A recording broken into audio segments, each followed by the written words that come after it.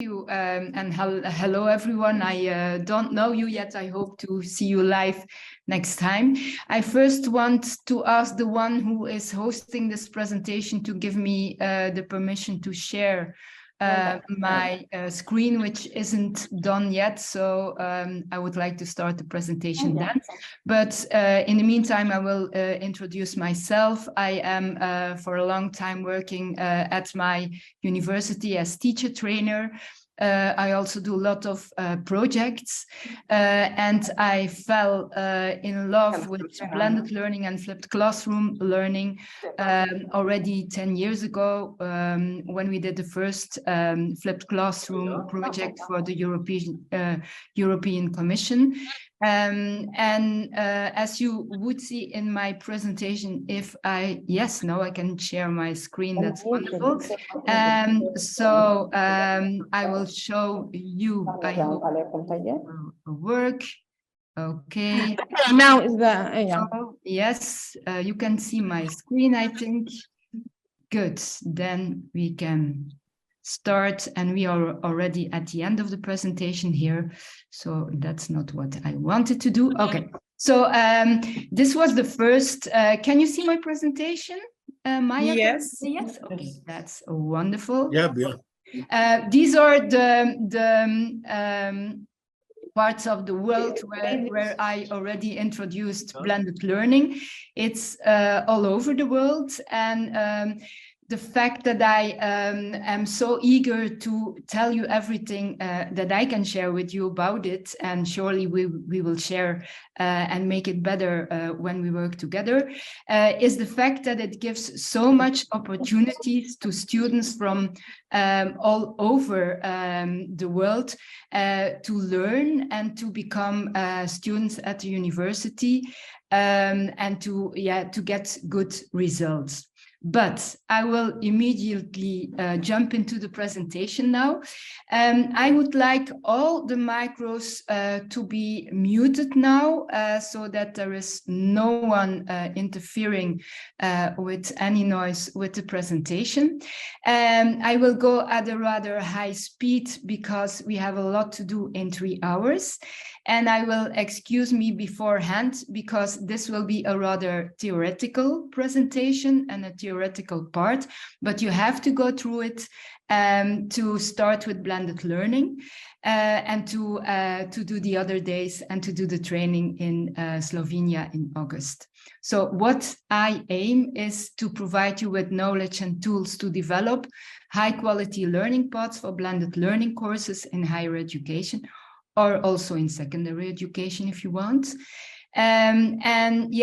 Everywhere I train people to use it, it goes from an obligation of online learning during Corona times to an opportunity now that is results-oriented and to a blended learning way of teaching. So it was maybe a hard time during Corona, but we learned a lot about it and could add it to the knowledge we had already beforehand.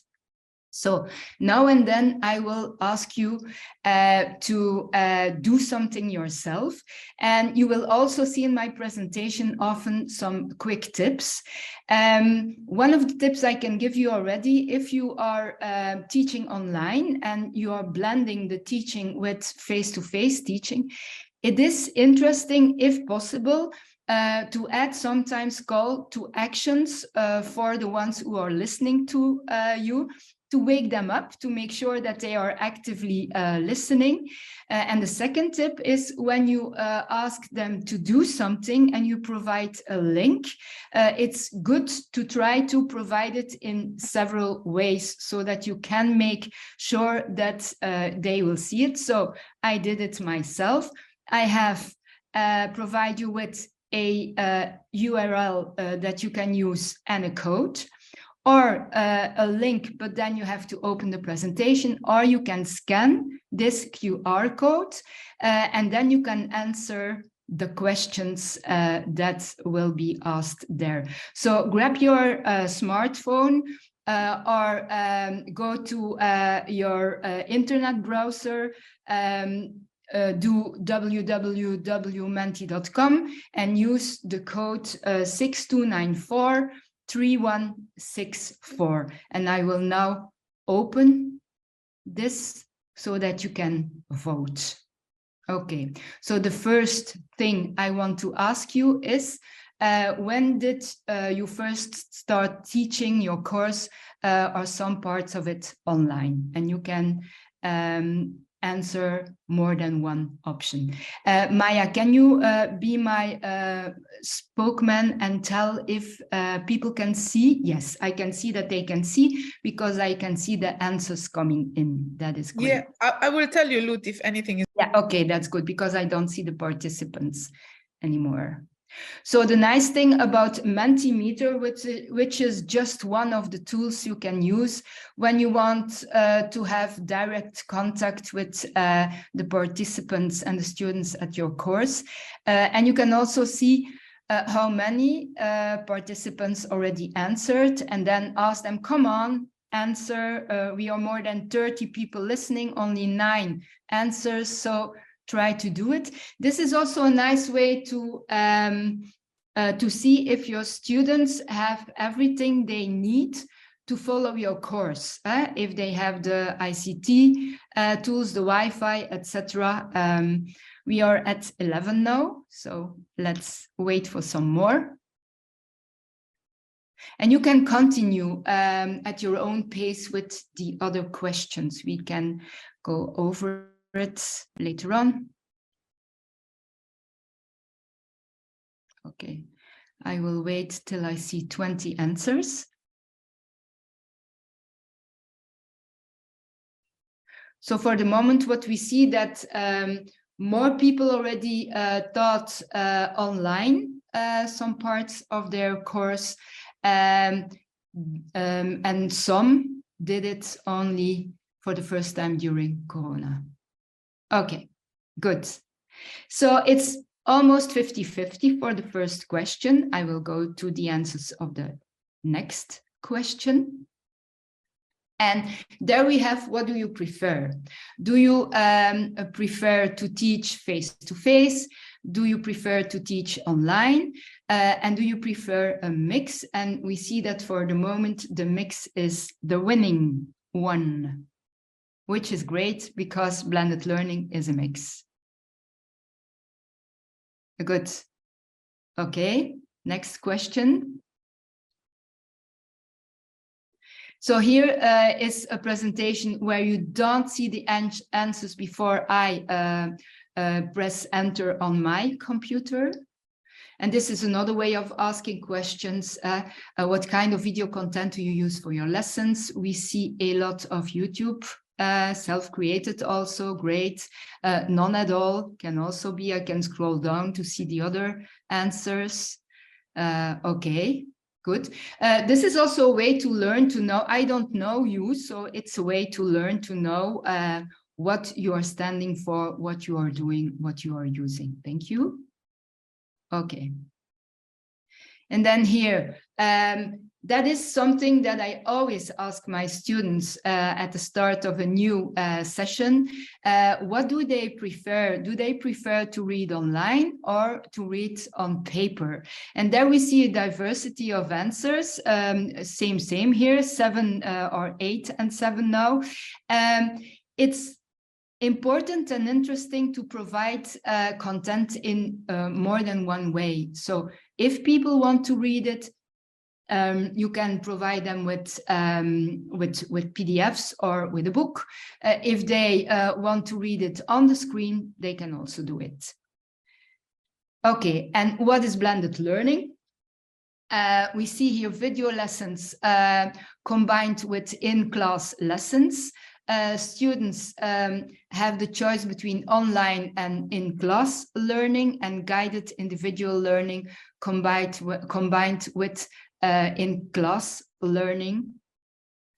And you can see that the third one is really the definition of blended learning. It is guided, it is individual learning, and it is combined with in-class learning. And not at all only video lessons online. That is a very important thing to take into consideration. Blended learning isn't only about video lessons. Good. Okay, thank you. We go back to the presentation.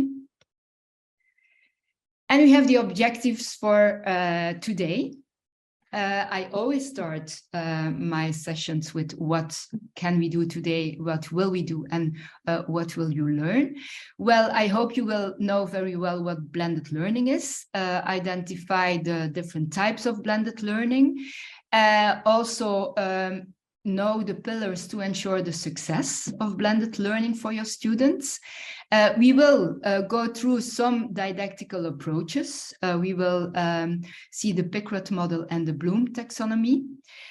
We will, of course, because there is always both of them, the pitfalls and the advantages of blended learning, we will also go through them. We will see what a learning path in a learning management system is versus just e-learning. And at the end of the session, you will use templates to design your first blended learning ID. Good. Because the objective is that we make, at the end of the month of August, after the training, you are ready to make a student-centered blended learning path for content from your own subject or a part of it. It doesn't have to be the whole content at once, using different media and all the possibilities of a learning management system. And you will start with an introduction, which we always do, and you will have an example. Clicking on this link, by the way, you will all get this presentation, which is in Canva. So you can click on all the links, you can go through it as many times as you want, and it stays online during the whole project. In the introduction of your course, we will help you to make a good video about yourself, where you also tell about to your students what the method is, who you are, what the schedule and the timing of the course will be, what the objectives are, how you will evaluate the learning path and the blended learning course, and how you will communicate. These are the elements that every blended learning course should start with. We will see later why. And this is an example we provided for you from the Polyflip project, which is a European project still going on, but running to the end now. We made many courses in a blended learning way for higher education and engineering, but we also made a blended learning course about blended learning. And in the next 2 days, you will go through module 1 and 2. These are the modules that I am explaining now. The learning management system we use is Moodle. There are others, for example, at my university, we use Canvas, not Canva, but Canvas. Good. So in your learning paths, when you have made it through the whole course now and the live course in August, you will have a combination of online and live classes installed. You will have modules. There will be interactivity. There will be self-evaluation available for the students with tools that Lester, who is also online with us now and who I will introduce later, will provide you in August and on Friday, with conditionality, with motivation strategies, with performance tracking. We will always be able to see what our students already did and what they didn't do, and with the use of many different media according to your needs, the needs of the students, and the possibilities you have. Okay, what is the time schedule? I can be short on that. You all have it in your email. I think today we go from 1 till 4, but that is Palestine time for us. It's 12 till 3. Then you will have individual work. You will prepare the first idea of your blended learning course. Then you will present it on Thursday and on Friday, we will prepare you for the training in August.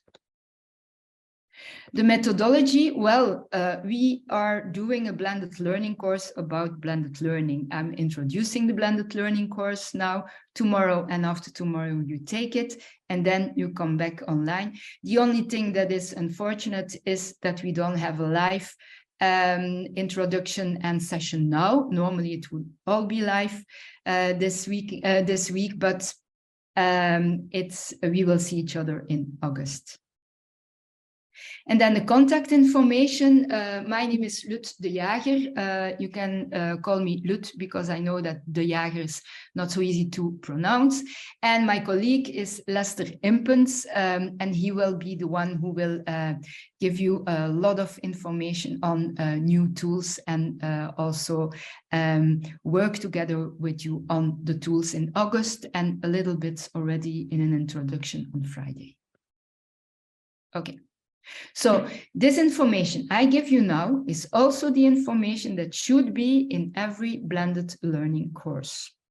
This is what students need to start with it. So you can already see the list here of everything you will have to provide even without you already started the course. Okay. As I am sure that it isn't easy because no one of us, I think, has as mother tongue English.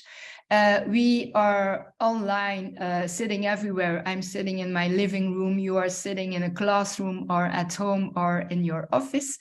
You can be distracted. Students can also be distracted. So I always provide everything I tell synchronously online. I always provide it also asynchronously on YouTube with an online video. I also did it for you. So when you have the presentation, you can go to the links you will find after every part of the presentation. And there you can see the YouTube channel that Lester and me made, where we share and we bring together all the tools, but also all the presentations. And of course, one of the things we will share with you is how to make a channel, how to design thumbnails, how to subtitle your videos, how to make sure that there is interaction in between the video. The other tool I use is Canva as a presentation software, because for me it's very easy. I can share it with you. You can even edit it if you get my permission. I can add things afterwards, and you can see them immediately. For me, it is a nicer presentation tool than PowerPoint, but because it's more like sharing online things, but that's up to you what you use. We will only inspire you. Okay, this was the first part. So I will now look, and you will see yourself, I think. Yes, if someone has a question already, you can open your micro now and you can ask your question. I will wait for a second. You can also, yes. Yes, I have a question. You have talked didn't make it maybe not clear, not to me. What's the difference between flipped classroom and blended? Are all flipped classrooms blended or not? Or does this one lead to other or not? Yeah, thank you, Isam. This is something that will come now. So the introduction was only about what will we do today. And I think within half an hour, you will have an answer to your question. Is that okay? Sure, I will wait. Thank you very much for your question. Good. Before we start blending our learning, we have some considerations to make, and that will be my next slide, okay.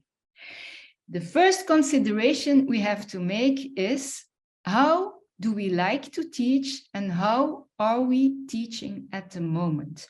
because blended learning, as we will see later, is a mix of the strategies we already use together with flipped classroom. So blended learning, you could say, is like an umbrella getting over flipped classroom and over online learning and the teaching strategies that you already use.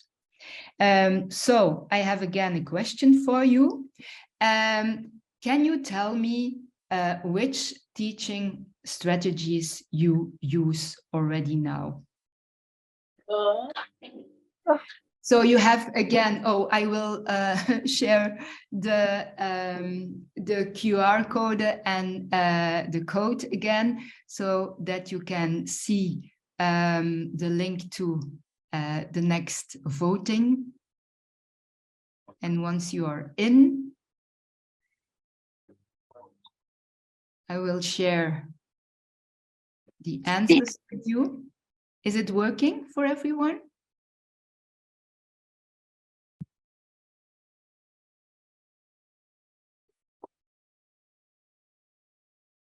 كمان مرة يا محمد barcode. Is the code not working? No, the code worked for me. Ah, okay, good. Yes.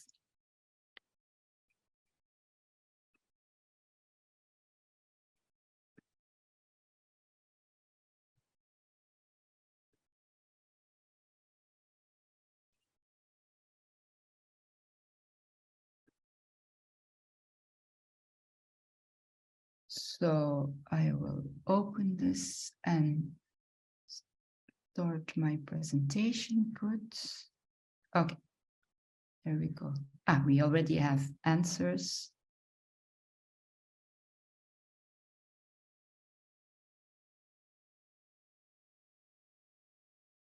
Okay, so from the 15 people who answered, during the pandemic, most of you were synchronously, as I am doing now, teaching online, or using a mix of video lessons or other learning materials. Asynchronic was apparently not used so much. Good. And then how do you teach now? We see 47%, 44% because it's still changing, live in class teaching only, a mix. And then we have a mix of in-class learning and individual online learning. No one is using video lesson, of the respondents is using video lessons only. Okay. And then we can see here how you organize your lesson. Do you first ask the students to do something by themselves online, and then they come to the class? Or do you teach and then ask them to learn online at home and individual at home? Or do you ask them to learn something online, then they come to class, and then you continue with an online session? We have, I think the number 2 for the moment is winning. Yeah. You see that Mentimeter uses different styles of asking questions, of being interactive. Yeah, the type 2 is the one you mostly use. That is the most traditional one, and you teach in class, and then they can do their homework, train themselves, learn things at home. Okay, good. And then which of these learning materials do you use for your courses? Self-recorded video lessons, handbook, or printable PDFs, and then existing video lessons, YouTube or other channels. Very interesting information for us. It's also important for Lester and me for the training we will give in August to see these results. Thank you very much. Okay, it's still changing a little bit. Okay. Good. We see that again, we can say that half of you use handbooks and printable PDFs, and the other half of you is using videos, self-recorded, and existing videos. Interesting. Okay, thank you so much. Lut, can I? Sometimes the all choices we use, not one of choices like self-recording videos plus the printable PDFs plus because we have mix now we have mix up approaches now.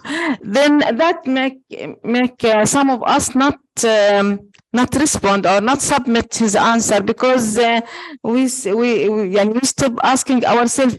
We use all the four choices. Yeah.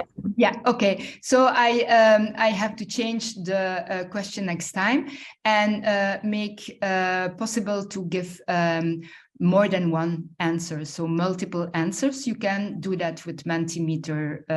I think I didn't do it here because I really wanted to know what would be the first choice you make, what's the most important for you. But then, of course, that's what you get.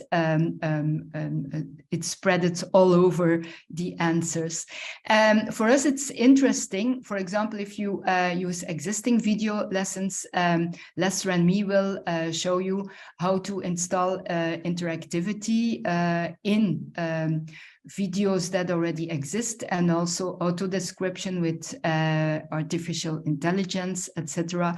But as you use almost everything, we will our session about video and video editing, etc.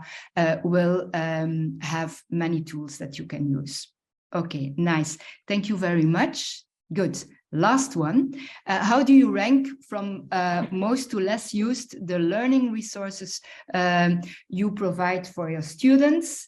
The first is paper course and handbook. Then we have existing video lessons, then printable courses, and then self-recorded video lessons. I have to say, this is everywhere I ask it, in every country, always the same. Always the first is the paper course and the handbook, still stays so strong. Then existing video lessons. Then sometimes we have first, we have an exchange there, printable courses, and then existing video lessons. And then at the fourth place, self-recorded video lessons. Good, thank you. We go back to the presentation now. Okay, so good. So if I come to an answer, an overview of your answers, you are teaching face-to-face, you are teaching from a distance, you are teaching synchronously online, not so much teaching asynchronous, though you have YouTube videos so the students can watch them at their own pace. We are now not teaching in a hybrid way. We do it a lot in our university, and I have to admit, for me, that is the most difficult one. When some of the students are in class and others follow from home, it is, in my opinion, not so easy to make sure that everyone stays involved in the course. Sometimes the ones who are at home don't hear the answers of the others. We need very good micros, team micros, and even a system where the camera is following the teacher. So in my opinion, the hybrid version of teaching is when you think at the technology, the most difficult. That's my personal idea about it. Maybe you have other experiences with it. And then we have also flipped, and some of you already do it, flipped where you first ask the student to do something at home, then come to class, and in class they learn into depth They are all at the same level when they come to class. They can exercise, they can present, they can share their knowledge, they can learn from their peers, and you as a teacher can spend all your time to go deeper into the teaching you want to do and the content you want to provide them with. Learning media.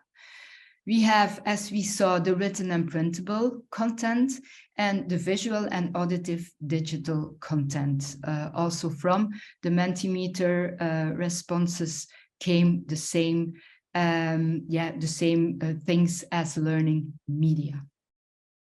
Good.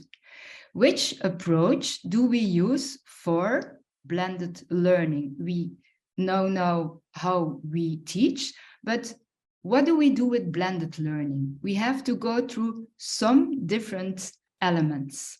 We have to go to the approach in a content-wise way, didactical, pedagogical, and practical. Here I explain them, and you can ask it by asking yourself questions, content-wise. How will you organize the content? What will be the part of the content that the students can learn at their own pace and individually? And what should you teach them in class? Didactically, how will you use the method? Will you use the pure form? What will be the percentage of the online teaching and the face-to-face teaching? That is the second question you have to ask yourself. Then, how can you make in a pedagogical way sure that the students succeed in the learning and they find the learning attractive and your teaching attractive? And then, what is needed to make it doable for yourself and for the students, and also feasible for yourself? So these are questions we all have to ask, and we will ask ourselves to make sure that we know how we will blend our course and make it possible to blend it for us and for the students. And now we come to what is blended learning. Well, blended learning is a mix of, and we go first to the part that most of you already know, distance learning and flipped classroom learning. We start with distance learning. And the question you could ask yourself is, why should we not just use distance learning? Maybe that is also possible. What is distance learning? Well, in its purest form, it is no or less than 30% face-to-face lessons. So from the moment none of your lessons are face-to-face or less than 30% is face-to-face, you can say, I am only teaching distance, from a distance learning. What do you use as material? A handbook and online content. What comes out of literature and research? There is a very high chance of dropout. So it isn't really the best idea. One of the examples is learning a language. There are plenty of language courses online that are totally distant from a distance, and where you at your own pace can go through the sections and learn the first lesson, the second, etc. Where is it used most for? I already said language, but it can also be used as an introduction or a teaser for your courses. We use it in our university for lifelong learning, but then very short distance learning lessons. For language lessons, we learn it more and more, and since Corona, more often for job application. Often there is a distance application already for a job application, and even the interviews are from a distance. And then because for many of the things you can study in Belgium, you have to do an entrance examination. You can also test and prepare these competence examinations online. So these are all distance learning things that you could learn, could use distance learning for. But I told you, the chance of dropout is big. Why? And that is something we already can now take into account also for our courses. It is important that there is a follow-up. Distance learning doesn't have any follow-up normally. There is no personal contact or feedback. You learn the language and you don't see your teacher. You hear a teacher, but you don't see him or know him or her. Often, distance learning is only video. There is no contact with other learners, so no peer contact. And there are no incentives to persist. All these elements can make that students drop out from a distance learning only course, but also from other courses.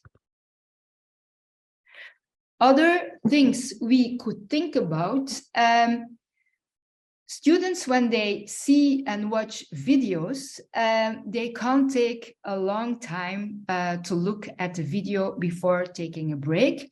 So if you have a long video, it is better to split it in shorter videos. 3 to 9 minutes, not more. That is something that you can do by really splitting it or by asking questions in between parts of the video. That will already more attract their attention than just watching a long video. What is also important, and there we can use AI also to do that, inform your students about the content, give them a good summary of the video, and also about the duration. How long will it take to watch the whole video? Once they know how long it will take, they know, okay, I can support watching for 5 minutes, for example. Add an introduction video to the course and to the teacher. Once they saw you and they know you a little bit, even though they didn't see you face to face, it gives them another way to start the learning and to do the learning. And then, and we all have it, if there is a link in a presentation or in a course and it doesn't work, we stop. So avoid that links. Control and test your links every time again to make sure that they are not broken, because your students will also stop learning at that moment. How can you reduce it? Well, clear objectives, a time schedule, incentives. We will show you how in Moodle you can add badges to your courses and your modules, how you can do a call to action. For example, now and then a Mentimeter question is a call to action. Now and then asking a question or doing something is a call to action, a CTA, we call it. You can also add online tests with feedback after or in between the videos. We will also show you how to do that. And if possible, be available for questions and feedback at certain moments, or learn them how to give feedback and answer questions to each other. And of course, when the sound and the images are not, it is almost not possible for students to maintain the learning. They will stop. If there is a background sound that is annoying, if your voice can't be heard very clearly, it isn't nice. Also the background. It is important. We will also do that when we will make videos with you. Use a simple background. I think that someone of you still has the micro on. So can you switch it off? Can the one who has his micro on switch it off, please? Yeah, thank you. Good. The background. Okay, you don't see that I am in my living room now. I think you see only another screen. It shouldn't always be like that, but the background isn't important as long as it is not becoming too important. When there's a lot of things going on in the background or a lot of information in the background that is not necessary for the teaching, leave it out. And then when you use, which we will do, your smartphone to make videos, always landscape, because the screens are also landscape. So don't put it vertically, but horizontally. Good. Okay, next. So the implications of doing a lot of things that can help your students to learn will be that they will be enthusiastic to use your courses. But we need a good learning path to do that. We have to structure our course very well. We need a system to manage the learning. That will be the learning management system, and we will use Moodle. We will also use Moodle to see the progress and the interaction with our students. We need hard and software, and we need to be a little bit ICT knowledged. Okay. Second thing we add to the distance learning is the face-to-face learning. And we can do that, as I already asked you, in different ways. We can ask the students to do something beforehand, to learn something beforehand, to read something beforehand, to exercise, and then come to class to go into depth, to do lab exercises, to have discussions, can be plenty of things. Secondly, we can ask the students to make exercises and learn in class and then go home to do their homework, or we can do a mix of the three. I almost always use the mix of the three. I almost never use anymore the second one, and sometimes I use the first one, and the first one and the last one are flipped classroom. So flipped classroom is an educational technique that consists of two parts: an interactive group learning activity face-to-face in class, and then a computer-based individual instruction outside the class. When you do that, that's up to you. Most interesting often is that they already learned something before coming to the classroom, so that you as a teacher can use your teaching time in a better way. But what is then blended learning?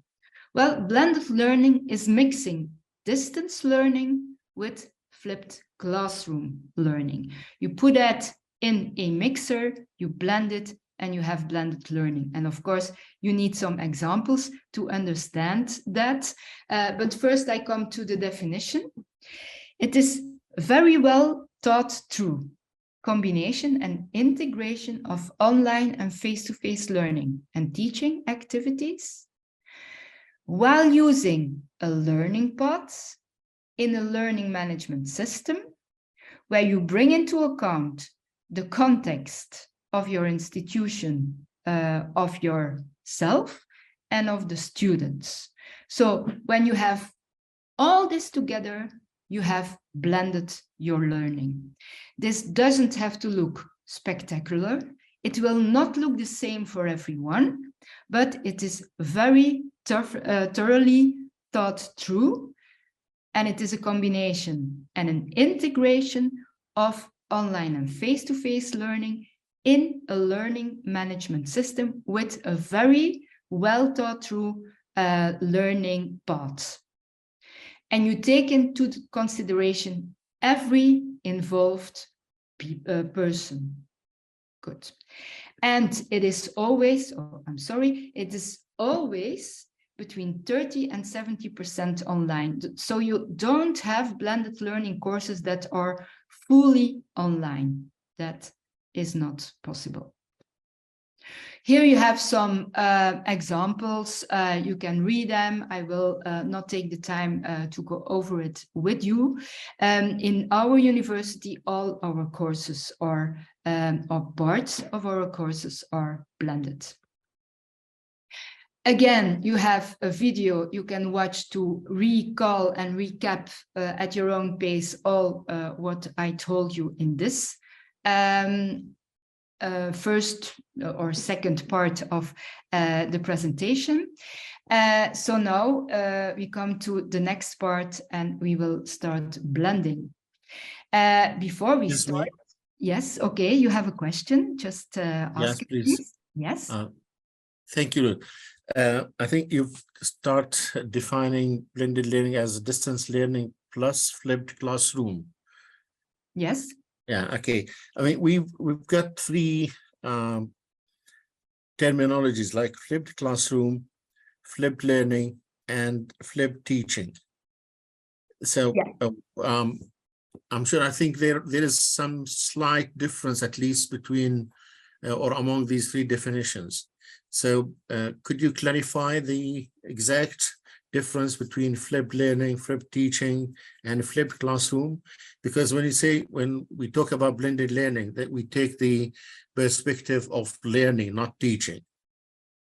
Yeah, it is the perspective of learning and teaching. It comes together. So you could say flipped classroom is a class, a course, where a part of the teaching is at a distance. The students do it themselves, and then they come to the class, and then they get from the teacher extra information, go into depth into the content, etc.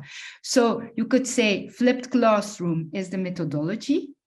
The students are flipped learners. They learn a part of their course themselves and then come to the classroom, and the teacher is flipped teaching them.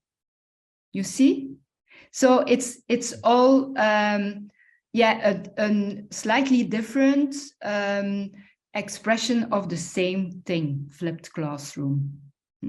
But normally, yes? Does the pedagogy has some elements in this difference? No. I mean, the pedagogical part of the whole teaching and learning process, does it have an impact on the exact meaning of these terms? No, you can these are terms. So the learners learn in a flipped way, the teachers teach in a flipped way, and the course is a flipped classroom course. So there is no difference. We will, of course, and we come to the 4 pillars now, see that we have to take into consideration every element that will be part of this flipped or blended learning. If the students don't have, for example, the material to work and the ICT knowledge and the Wi-Fi connection to learn from a distance, or if the institution where you teach doesn't want you to teach in from a distance and wants you to be all the time at the university, or you as a teacher don't have the knowledge to provide good content online, then it can't work. So we will see now that this flipped classroom with flipped learning and flipped teaching has some important things that have to be there to make sure that you can do it. And these are the 4 pillars. The 4 pillars to realize a flipped classroom with teachers who can teach it and students who can use it. Okay, Thank you. Thank you very much. Are there other questions? You can always interrupt me or I won't stop talking, I know. So please interrupt me, no problem. Good? Yes. Excuse me. Yes. Yeah, thank you for interrupt you. In my opinion, teaching, it's related to the teacher as facilitator to facilitate the flipped teaching. So the actions that the teachers or the role of teachers to facilitate the activities which is belong to the teacher, we called it in our university flipped teaching. Activity related to the students to gain the outcomes we need to our student to gain it in the near future. We called it flip learning, which is related to the student.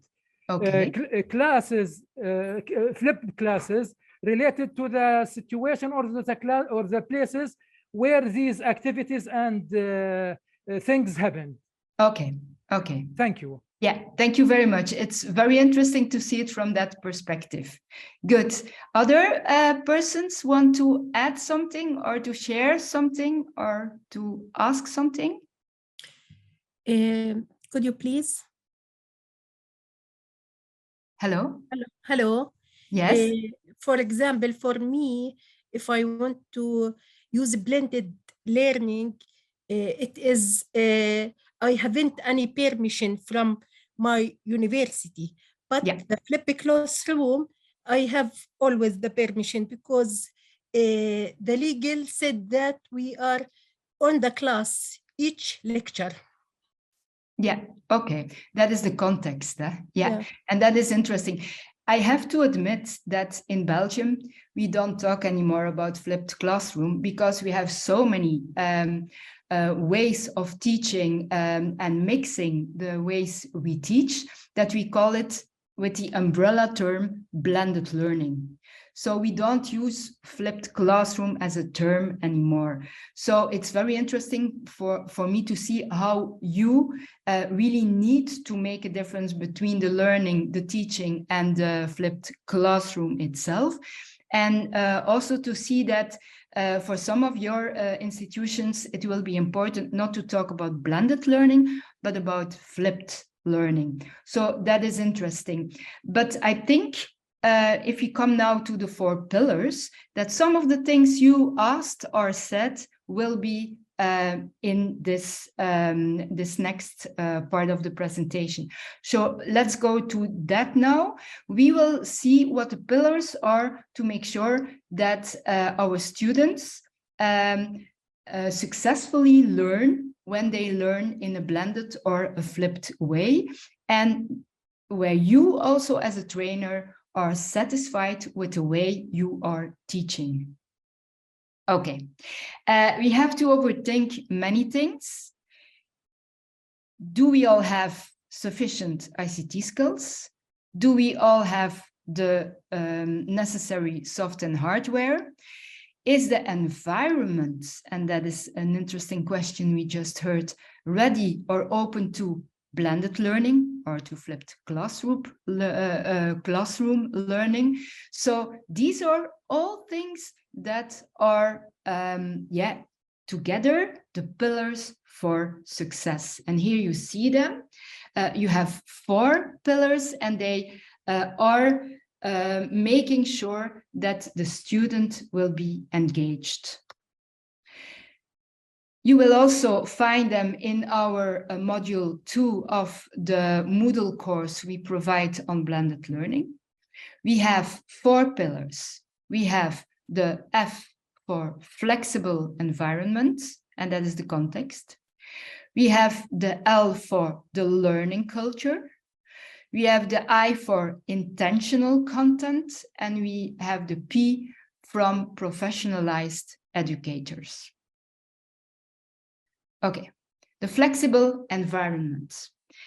Everyone involved in blended or flipped classroom learning and teaching should know what this method is and should be believing that this method is a good method to teach and to learn. So the institutions should also provide time, classes, infrastructure. The educators and the students all have to know about the method and also to be flexible. When you don't want to change the initial face-to-face course you were teaching, and you don't want to be flexible and try out other ways of teaching, and the students don't want to try out other ways of learning, and the parents or the environment doesn't want you to do it that way, then it won't work. So the first pillar is the environment, the context. The second one is the learning culture. It is, in my opinion, very important that you know beforehand your students. Do they have special needs? What do they already know? Can I make one course, or do I have to introduce differentiation in the first part and all the other parts of my course? How skilled are my students? Will they need guidance from me? Are they freshmen, and is it the first time they learn in such a way, or do they already know it? These things are also very important. If the students are thrown into the method of flipped or blended learning without knowing how, why, and how to work with it, it won't work. So we have to instruct them very well about the method, and if needed, guide them also before starting. The next is the content. Not every content is feasible and is okay to teach in a blended way. Some things have to be taught in class. Some things can easily be taught just by showing a video or asking them to read something. And that is very important for you as teachers. What is the best content and what is the best part of all the subjects you are teaching to teach in a blended and a flipped classroom way? It is important to consider that. Sometimes, for example, it's good that they already know beforehand some important things about security before coming to the lab and do the experiments. Or it's important that they all have the same level of knowledge before coming to the classroom. Or it could also be that when they already know something before they come to the classroom and they know they will first have to present the knowledge they gained, they will work harder. That's what also Blaž was telling us. The way his students are looking at the content he is teaching has changed totally. They are way more motivated. And then the last one is you yourself. Are you trained well enough? Do you have time? Do you have the material? Is your subject, do you teach it in a team? Can your team support you? There is so much you have to take into consideration when you want to blend your courses, because in the beginning, it will take more time. After a while, it will take less time, but it can take lots of time. Do I have a question? I hear someone.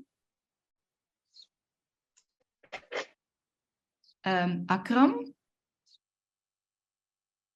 Akram, do you have a question? No. Okay, good. I continue. So these are the pillars of blended learning. And again, you can also watch the video. And then it's time to plan your blended learning process yourself. And the first thing we have to do there is to ask ourselves, and then now we talk about the teachers, how digital competent are we? Because if we are not digital competent or interested, it will take so long before we can add, for example, some interactivity to videos, to edit videos, to give presentations with interactivity, make questions, add badges, etc. For asking yourself how digital competent you are, there is a schedule, a scheme that is worked out by a European project, and that is called the Digital Competence Framework for Education, and it is based on the same framework you also have for language, how good you are at using a language. The A1 is you only are aware that there is a lot existing, but you don't do anything with it. If I would compare that, for example, now to ChatGPT, you heard about ChatGPT, but it doesn't interest you or you didn't do anything yet with it, then ChatGPT would give you an A1. Could be that you are curious and willing to explore the tools or the new AI, then ChatGPT, then you will become an A2, because you don't say, no, I don't use it. You say, I'm curious. I want to learn something about it. You explore it, you have an A2. Then if you know how to, and you do it, you use it in a meaningful way and with a lot of variations according to your courses, you integrate it, then you have a B1 knowledge. If you higher your level of using it, and you can use it as a strategy of learning and teaching, and with many diverse ways of using it, you become an expert. You have a B1. If you start thinking, is this okay to use it in that way? Shouldn't I better use it in that way? You become critical and you share your knowledge with others. Then you have a C1, and that is leadership. And of course, if you yourself make it better, then you become an innovator. So this is a scheme you could ask yourself where you are for the moment. And I could do that now with Mentimeter again, but I won't do it because I would like to give a little coffee break now, not more than 5 minutes, because we have a lot to do in the next part, but 5 minutes coffee break now. That means that we will be back 35. So 12:35 for you? No. What is your hour now? 2 p.m. and 28, about 2:30, about 2:30. Okay. So 35, we see each other back. Thank you very much for this 5 minute, Ruth, and we are very interested with your presentation. Thank you. Thank you. Yeah.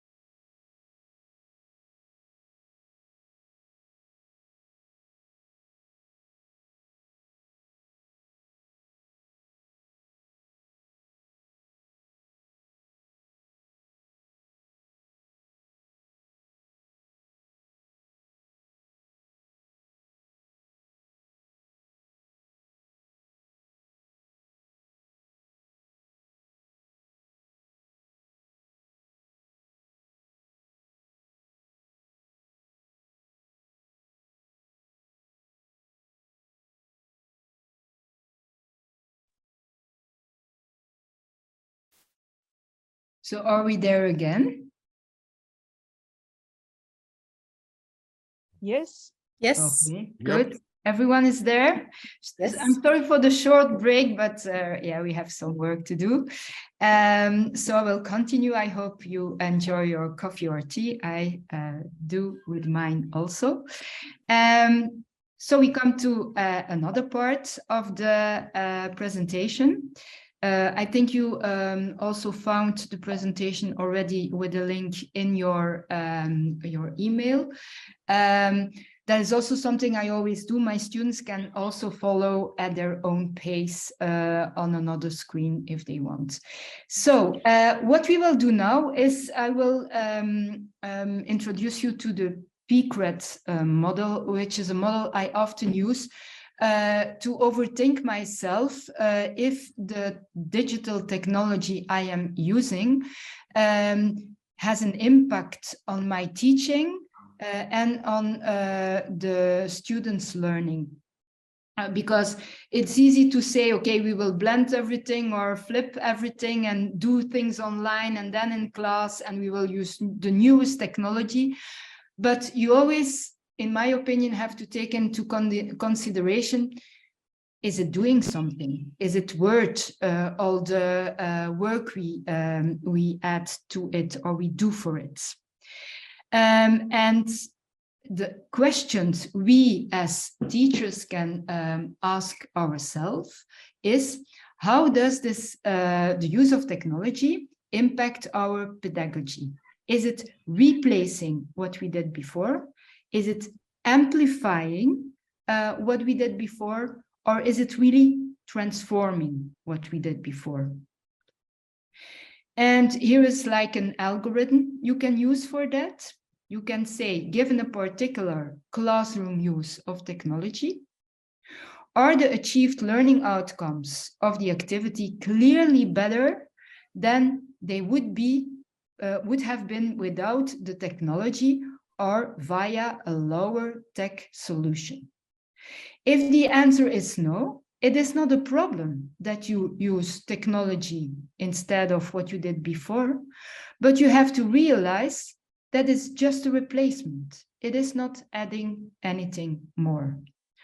If it is yes, you have to ask yourself two questions again. Could the activity have reasonably been done without the technology or via a lower tech solution? If it is yes, well, then you are putting something on top of what you already did, and you can say it's an amplification. If it is no, you can't do it without this new technology, then you could say it is really, excuse me, a transformation. Is there something better than something else? No. But if everything we do, all the hours we spent using new technologies only to replace what we did, then we have to think, is it worth doing that?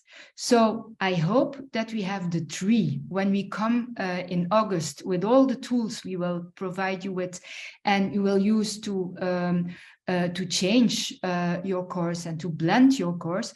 I hope you will say, okay, some of them were just replacing, some of them were amplifying, but we also have some that we couldn't do without this new technology. And that is the PCRET model. The PCRET model is asking how will it change your teaching as a teacher, and also what will the students do with the technology. That is the second part. Will they use it just by looking at it passively, just watching a presentation, watching a video, doing nothing else with it? Or will they use it in an interactive way?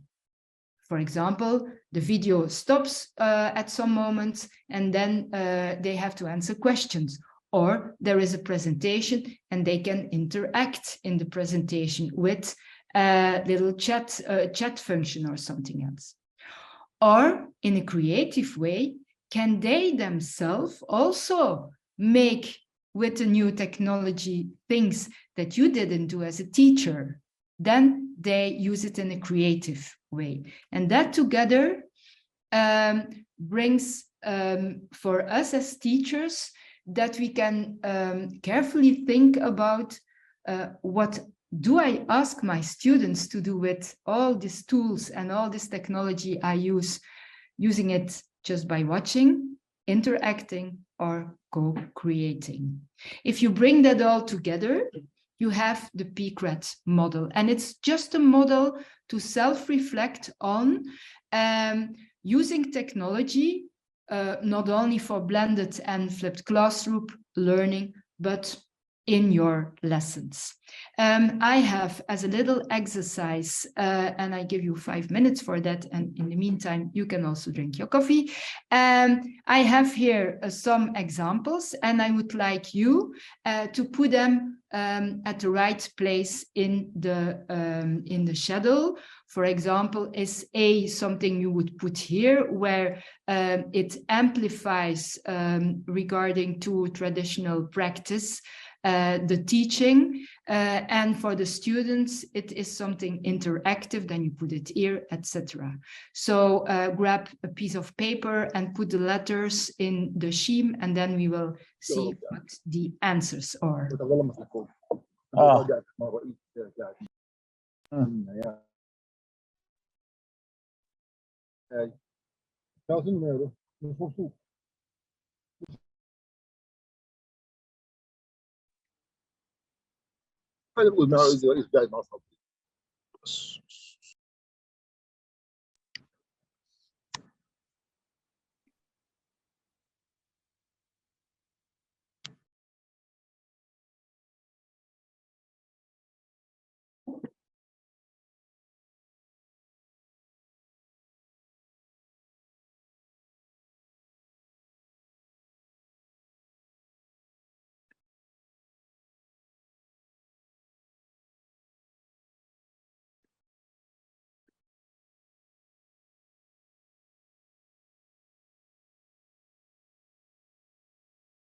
Okay, maybe we can already look at some of the answers.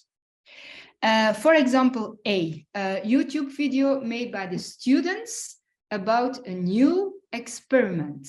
The students have created something. And it, yeah, you can say it amplifies my normal teaching.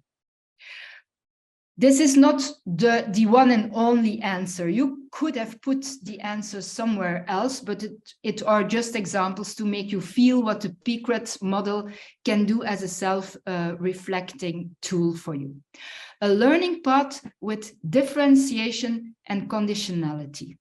That is definitely transforming the way you teach when you just have a face-to-face class.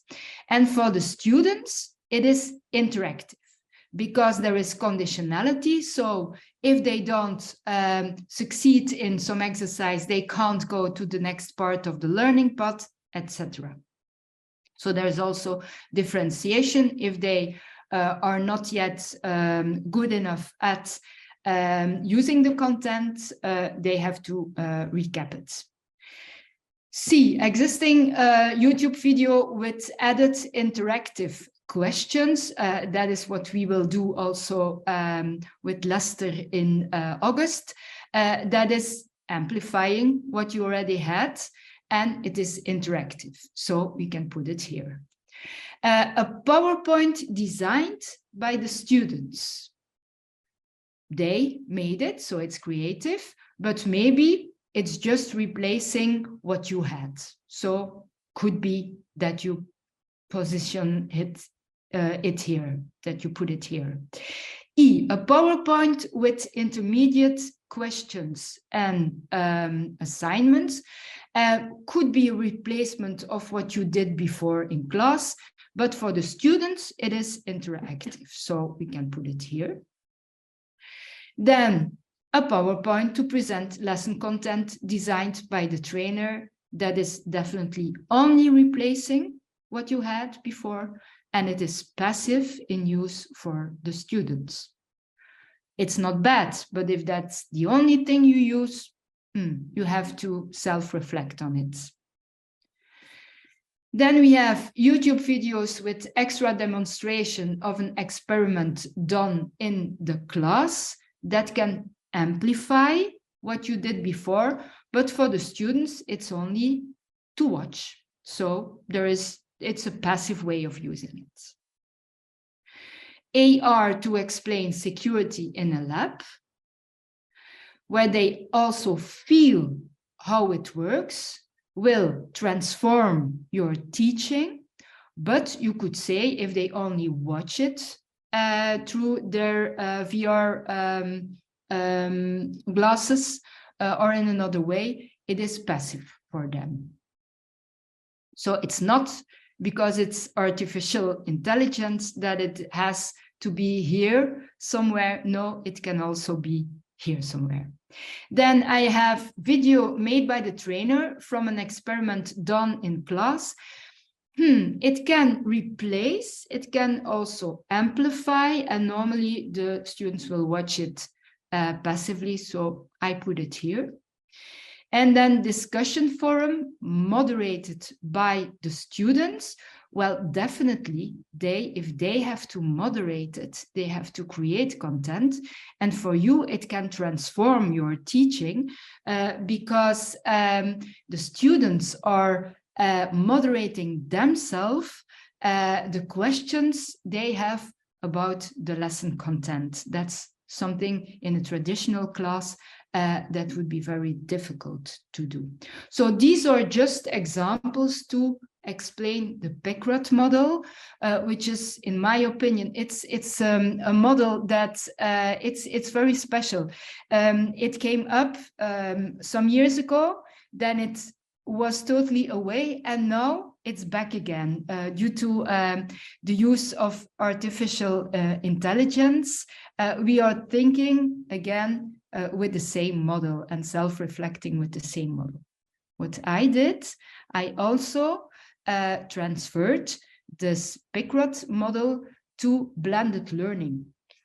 Because I think we can do and we can ask the same questions about changing our usual way of teaching into a flipped or a blended learning teaching. What are the students doing with the online content and the face-to-face content? Are they just passive listeners, interactive users, or creatively creators of content? And how does the use of blended or flipped classroom learning and teaching impact the teacher's pedagogy? Does it replace what there was before? Does it amplify, or does it transform? Of course, we hope that it's not one answer, but a mix of answers, and that there is also interactivity, creativity, that it amplifies and that it transforms the teaching